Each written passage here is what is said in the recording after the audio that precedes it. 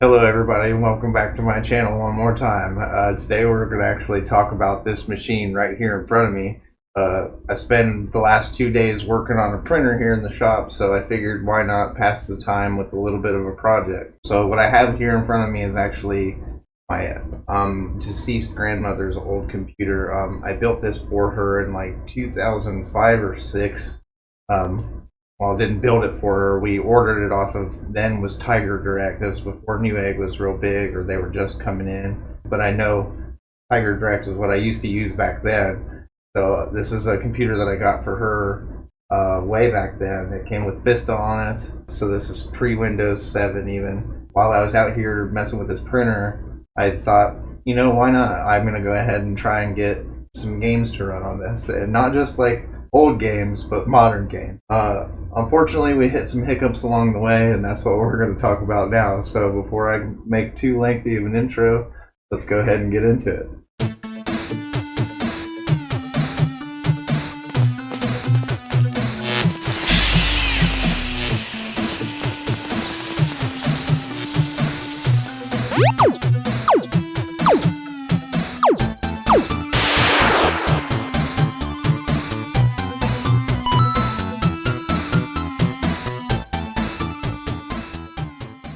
Alright, so some people might be wondering why even try to do anything at all with a 20-year-old computer. To that, all I can really say is while I'm working on other stuff, I like to keep my mind busy. I'm kind of in an in-between before I start summer classes, so I need something to occupy my brain, and sometimes working on one problem will help me figure out another. Unfortunately, in this situation, I figured out the printer way before I figured out what was going on with the 20-year-old computer to try and get it to play games. So I actually did manage to finally get Linux to install on it. I could get 64-bit versions to run in a live session, but I couldn't get them to install. I'm not really sure why, but I finally got a version of Linux called LXLE Linux. I recommend this version of Linux for anybody that's trying to put Linux on an older machine to try and bring new life into it. And that's just because, as I'll pull up footage somewhere here for you to see, once it's completely installed and it's running, you're not even using 300 megabytes of RAM. And especially where this computer is a 20 years old machine, it definitely doesn't have a whole lot of RAM now. I was able to upgrade it because I had some DDR2 laying around here in the shop from builds that I had from way back in that era. I even have a AMD 64 x2, which was one of the very first dual-core processors. So if you guys want to see a video on that, go ahead and leave a comment below. I'll have to get a power supply and a case to make that unit work, but it would be really neat to see how it fares up against this Pentium 4 with hyperthreading. So do keep that in mind here. It's a single-core processor. It does have hyperthreading. So let's go ahead and get into a little bit of the specs here on this unit. So this is an old school E-machines. We're rocking a Pentium 4 processor with hyperthreading. And then I added 2 gigabytes of 800 megahertz DDR2 memory running in dual channel, and that was confirmed. I did look that up in the BIOS, so that's a confirmed thing, which thank goodness, that's one less thing to worry about. So once I did finally get Linux installed and I got it running, I got super hopeful that I was going to be able to play some modern games on it. I wasn't able to install Parsec or play GeForce Now through Chrome, and again, the issues there being apparently the internet is 64-bit now, or the only way to get a 32-bit version of Chrome is to get Chromium, and generally you have to get the regular Chrome version to run like GeForce Now and stuff like that. It doesn't work in the Chromium browser. So I did eventually manage to get Steam installed, and this is where I got some hope. Originally I thought I installed it wrong, but no, I didn't install it wrong. I installed Steam right. It's not going to work once I have Steam running, which I'll put more footage of right here for you to see. Once Steam's running, it just says browser has been disabled. But once you have Steam running, as you see here, it says the Steam browser has been disabled. I'm not really exactly sure why that is. I know exactly now why it wasn't working. It took me a few hours of going through forum posts on community pages on Steam, and finally I ran into what my problem was, and it was basically because I'm running such an older computer. It doesn't have support for SSE 2.1 instructions or something like that. It's one of the SSE instructions. I will look up more exactly what the post said, but anyway, we're working with a Pentium 4, which I'll put the hierarchy here. You know, Pentium 3 and the Pentium 4 processor came out quite a few years ago. So that's what we're into computers that were in the computer lab in my high school. And I graduated in 2005. So if that gives you any clue of the age of the processor that we're working with, if I had to guess, which I'll look it up on Intel's ARC page, this processor doesn't support. My hopes of running a cloud gaming setup where I was going to be using my gaming computer inside to play games on this machine, I had to throw those hopes right out the window. There was no hopes for that happening. So unfortunately I was not able to get there, so I'm sorry if you watched this video thinking that was one thing that was going to happen. Unfortunately, no. I was bound and determined to play games on this. So what I went ahead and did was I put a few of the basics on here, and we'll go ahead and take a look at that now.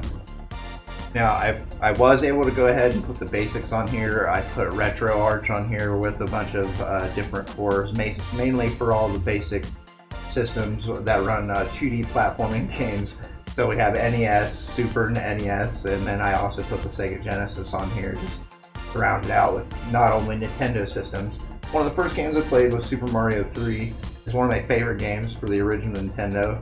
At first I thought I had an issue with my audio not working, but that wasn't the problem at all. A little bit of fiddling around in the program, I was able to figure out exactly what was going on. I was able to start the game, and that's one of the things I want to highlight here, is this system, even though it's not going to play any new game, and even though I did put an NVIDIA G310, which is basically a GT218, just rebranded. It's not the best video card in the whole wide world. It does have 1 gigabyte of GDDR3 or something like that on there. It's completely irrelevant. I went ahead and put it in and installed the custom drivers. It was like NVIDIA driver version 340, which they're on like 500 and something now, so that tells you the age of the video card. But I went ahead and put that in there. It gave us at least HDMI output that we were able to capture this stuff here, but this is a really compelling thing now. So now, essentially what I have is a really big, mind you, but I have a Super Nintendo / Sega Genesis / Game Boy Advance. You know, like any of the older systems that you can think of, we can play on here. So I moved from Super Mario World 3 onto one of my favorite Nintendo games, and that was Teenage Mutant Ninja Turtles 3, the Manhattan Project. So I went ahead and played through a level of that. I remembered how terrible I am at these games with the keyboard. And then I also thought to myself, man, the rest of this is going to be just as terrible. So you might take it as I'm really, really terrible at old video games, or we could just chalk it down to me trying to play them with the keyboard in my hands like this does not exactly work the best. But anyways, I went ahead and trucked on. So went ahead and moved on to the Super Nintendo. The Sega Genesis I couldn't figure out exactly right away, so I went ahead and moved on to the Super Nintendo.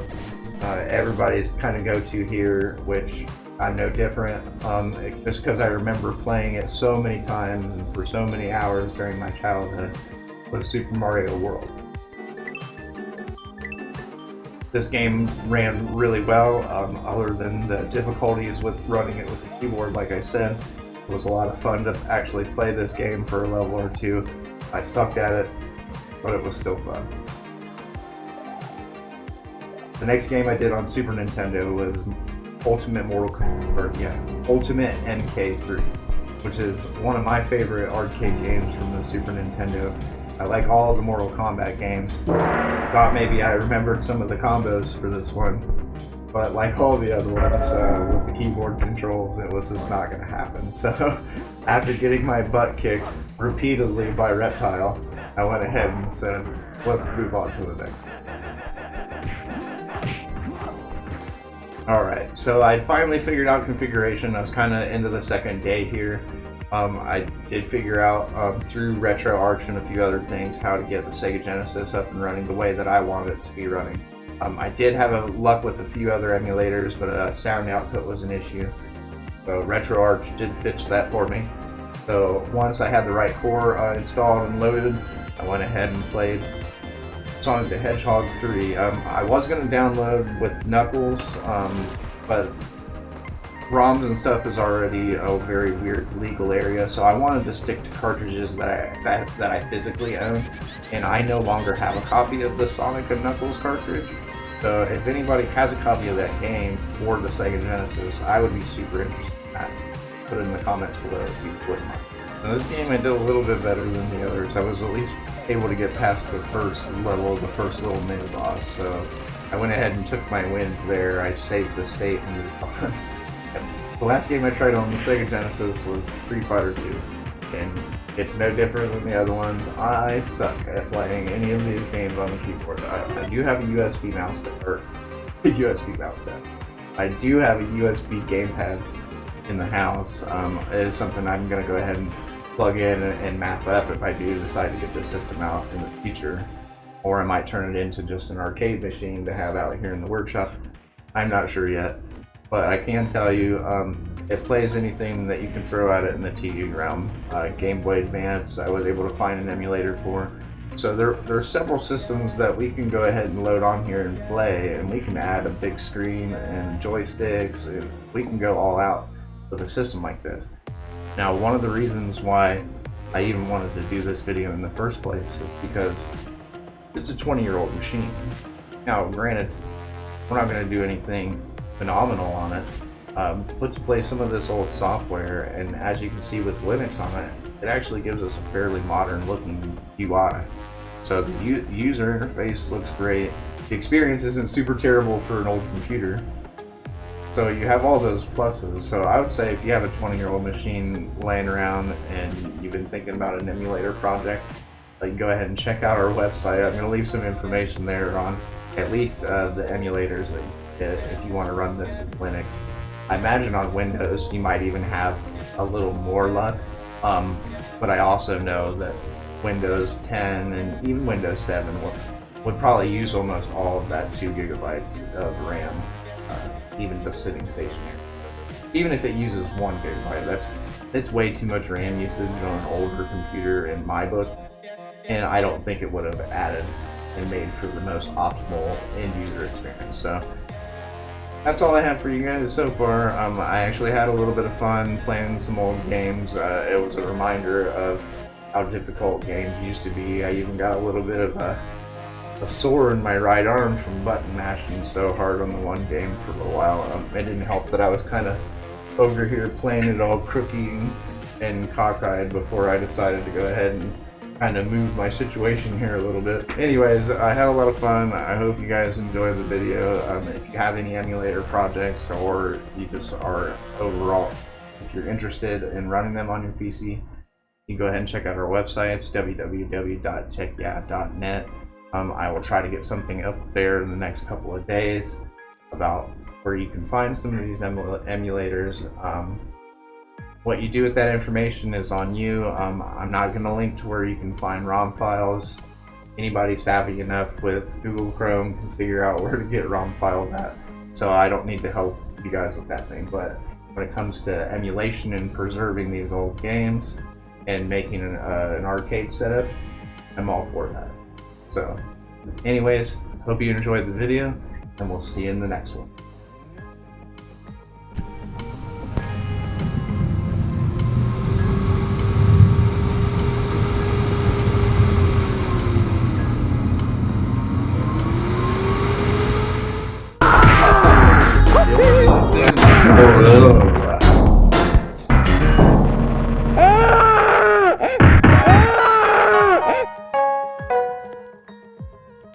Fatality.